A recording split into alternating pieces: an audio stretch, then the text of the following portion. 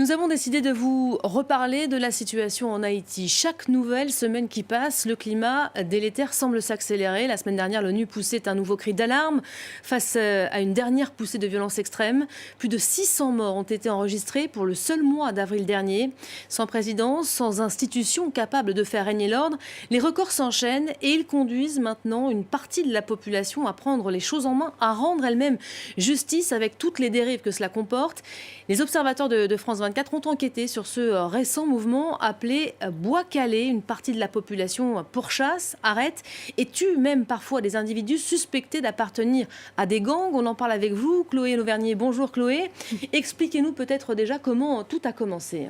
Alors c'est un mouvement qui a commencé le 24 avril à Port-au-Prince dans un quartier qui s'appelle Canapé Vert. Et pour bien comprendre ce qui s'est passé ce jour-là, on va tout de suite écouter le témoignage d'un habitant. Moi, j'habite à 300 à 400 mètres de Canapé Vert. Et le lundi 24 avril, j'ai entendu beaucoup de détonations, des tirs nourris toute la matinée. Voilà, donc le 24 avril, on entend des détonations car il y a une attaque à proximité. On va continuer à écouter cet habitant. Après, une amie à Canapé Vert m'a raconté que la police et la population ont intercepté un minibus avec 14 jeunes garçons qui étaient armés et avec des munitions, etc.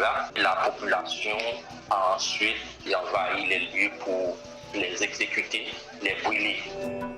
Donc en résumé, ces hommes ont été tués parce qu'ils avaient des armes et des munitions sur eux. Donc les gens les ont soupçonnés d'aller prêter main forte aux gangs qui étaient responsables de l'attaque à proximité. Donc ça, c'est cet événement qui a déclenché le mouvement Bois calé. Et dans le cadre de ce mouvement, on a donc des habitants qui pourchassent les personnes qui suspectent d'appartenir aux gangs armés pour les tuer. À partir de cet événement bien précis, on a pu répertorier, vous avez pu répertorier d'autres événements semblables à Port-au-Prince d'abord, puis dans d'autres villes. Il y a des dizaines de personnes qui ont été déjà assassinées. Comment on explique, Chloé, une telle violence ? Alors déjà, il y a un ras-le-bol des Haïtiens face à la violence des gangs qui sont responsables d'attaques armées, de massacres, d'enlèvements, etc. Et d'autre part, ces gangs agissent en toute impunité ou presque. Les Haïtiens ont le sentiment que les autorités ne font pas leur travail pour empêcher ces violences, pour juger les auteurs de ces violences. Donc c'est pour ça que des habitants ont commencé à se faire justice eux-mêmes. Bien évidemment, la justice de rue peut s'avérer dangereuse, très dangereuse même. Oui, alors déjà, les personnes sont souvent soumises à des interrogatoires très sommaires avant d'être tuées. Donc ces exécutions ont lieu hors de tout cadre judiciaire. Et par ailleurs, il y a des risques d'erreur, que des innocents qui n'ont rien à voir avec ces gangs soient tués. Et c'est visiblement ce qui s'est passé le 29 avril dans le nord du pays, à l'extérieur d'un commissariat, avec deux hommes. On va écouter le père de l'un d'eux. On baleine, on briquet dans la valise là. Il n'y a pas de armes, il n'y a pas de bœuf, pas de ça. Pour les policiers qui quittent, deux messieurs simplement entrer, chaque soit on met messieurs, ils mettent au dehors. Et puis c'est même monsieur ça, trois messieurs ça, dès que tu entres,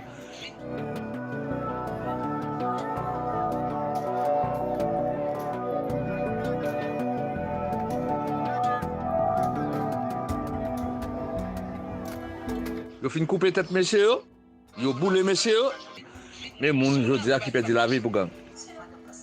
Voilà, donc ça c'est un exemple qui est assez intéressant parce que le fils de ce monsieur a été tué dans une zone où il n'était pas connu et comme il n'était pas connu des résidents, il a semblé suspect à leurs yeux. Merci beaucoup Chloé. Je rappelle que cette émission spéciale réalisée à distance, vous pouvez la retrouver sur le site internet des observateurs de France 24. Nous avons décidé de vous reparler de la situation en Haïti. Chaque nouvelle semaine qui passe, le climat délétère semble s'accélérer. La semaine dernière, l'ONU poussait un nouveau cri d'alarme face à une dernière poussée de violence extrême. Plus de 600 morts ont été enregistrés pour le seul mois d'avril dernier. Sans présidence, sans institution capable de faire régner l'ordre, les records s'enchaînent et ils conduisent maintenant une partie de la population à prendre les choses en main, à rendre elle-même justice avec toutes les dérives que cela comporte. Les observateurs de France 24 ont enquêté sur ce récent mouvement appelé Bois calé. Une partie de la population pourchasse, arrête et tue même parfois des individus suspectés d'appartenir à des gangs. On en parle avec vous, Chloé Lauvernier. Bonjour Chloé. Expliquez-nous peut-être déjà comment tout a commencé. Alors c'est un mouvement qui a commencé le 24 avril à Port-au-Prince dans un quartier qui s'appelle s'appelle Canapé Vert. Et pour bien comprendre ce qui s'est passé ce jour-là, on va tout de suite écouter le témoignage d'un habitant. Moi, j'habite à 300 à 400 mètres de Canapé Vert. Et le lundi 24 avril, j'ai entendu beaucoup de détonations, des tirs nourris toute la matinée. Voilà, donc le 24 avril, on entend des détonations car il y a une attaque à proximité. On va continuer à écouter cet habitant. Après, une amie à Canapé Vert m'a raconté que la police et la population ont intercepté un minibus avec 14 jeunes garçons qui étaient armés et avec des munitions, etc. La population a ensuite envahi les lieux pour les exécuter, les brûler. Donc en résumé, ces hommes ont été tués parce qu'ils avaient des armes et des munitions sur eux. Donc les gens les ont soupçonnés d'aller prêter main forte au gang qui était responsable de l'attaque à proximité. Donc ça, c'est cet événement qui a déclenché le mouvement Bois Calais. Et dans le cadre de ce mouvement, on a donc des habitants qui pourchassent les personnes qui suspectent d'appartenir aux gangs armés pour les tuer. À partir de cet événement bien précis, on a pu répertorier, vous avez pu répertorier d'autres événements semblables à Port-au-Prince d'abord, puis dans d'autres villes. Il y a des dizaines de personnes qui ont été déjà assassinées. Comment on explique, Chloé, une telle violence ? Alors déjà, il y a un ras-le-bol des Haïtiens face à la violence des gangs qui sont responsables d'attaques armées, de massacres, d'enlèvements, etc. Et d'autre part, ces gangs agissent en toute impunité ou presque. Les Haïtiens ont le sentiment que les autorités ne font pas leur travail pour empêcher ces violences, pour juger les auteurs de ces violences. Donc c'est pour ça que des habitants ont commencé à se faire justice eux-mêmes. Bien évidemment, la justice de rue peut s'avérer dangereuse, très dangereuse même.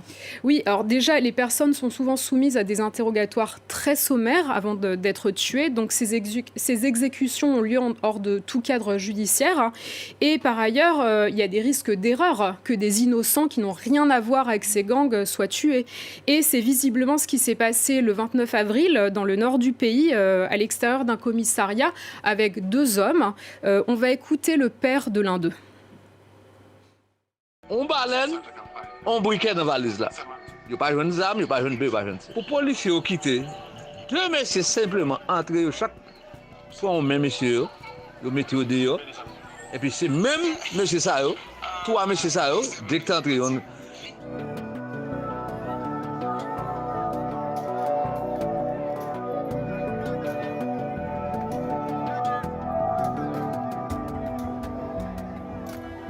Ils finissent couper tête messieurs, ils boulent messieurs, mais moun je dis qui perd la vie pour gang. Voilà, donc ça c'est un exemple qui est assez intéressant parce que le fils de ce monsieur a été tué dans une zone où il n'était pas connu et comme il n'était pas connu des résidents, il a semblé suspect à leurs yeux.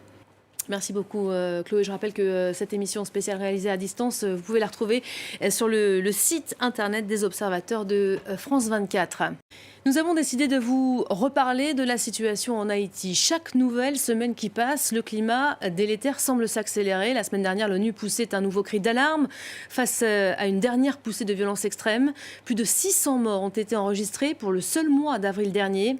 Sans présidence, sans institution capable de faire régner l'ordre, les records s'enchaînent et ils conduisent maintenant une partie de la population à prendre les choses en main, à rendre elle-même justice avec toutes les dérives que cela comporte. Les observateurs de France 24 ont enquêté sur ce récent mouvement appelé Bois Calais. Une partie de la population pourchasse, arrête et tue même parfois des individus suspectés d'appartenir à des gangs. On en parle avec vous, Chloé Lauvernier. Bonjour Chloé. Expliquez-nous peut-être déjà comment tout a commencé. Alors c'est un mouvement qui a commencé le 24 avril à Port-au-Prince dans un quartier qui s'appelle Canapé Vert. Et pour bien comprendre ce qui s'est passé ce jour-là, on va tout de suite écouter le témoignage d'un habitant. Moi, j'habite à 300 à 400 mètres de Canapé Vert. Et le lundi 24 avril, j'ai entendu beaucoup de détonations, des tirs nourris toute la matinée. Voilà, donc le 24 avril, on entend des détonations car il y a une attaque à proximité. On va continuer à écouter cet habitant. Après, une amie à Canapé Vert m'a raconté que la police et la population ont intercepté un minibus avec 14 jeunes garçons qui étaient armés et avec des munitions, etc. La population a ensuite envahi les lieux pour les exécuter, les brûler. Donc en résumé, ces hommes ont été tués parce qu'ils avaient des armes et des munitions sur eux.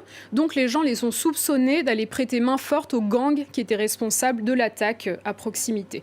Donc ça, c'est cet événement qui a déclenché le mouvement Bois-Calais. Et dans le cadre de ce mouvement, on a donc des habitants qui pourchassent les personnes qui suspectent d'appartenir aux gangs armés pour les tuer. À partir de cet événement bien précis, on a pu répertorier, vous avez pu répertorier d'autres événements semblables à Port-au-Prince d'abord, puis dans d'autres villes. Il y a des dizaines de personnes qui ont été déjà assassinées. Comment on explique, Chloé, une telle violence ?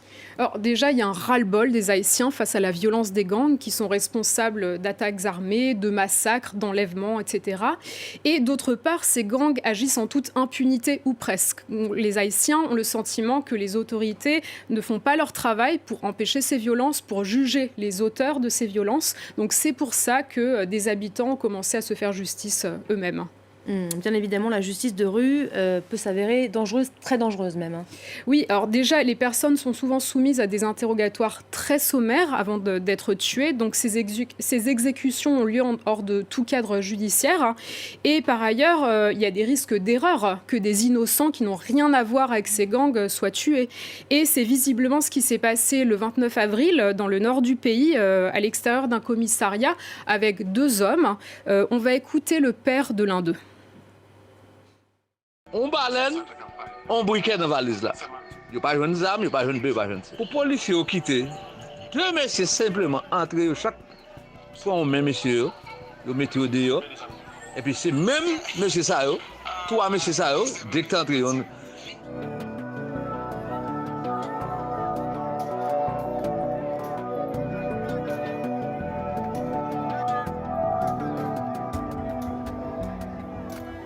ils finissent couper tête messieurs, ils boulent messieurs, mais moun je dis qui perd la vie pour gang.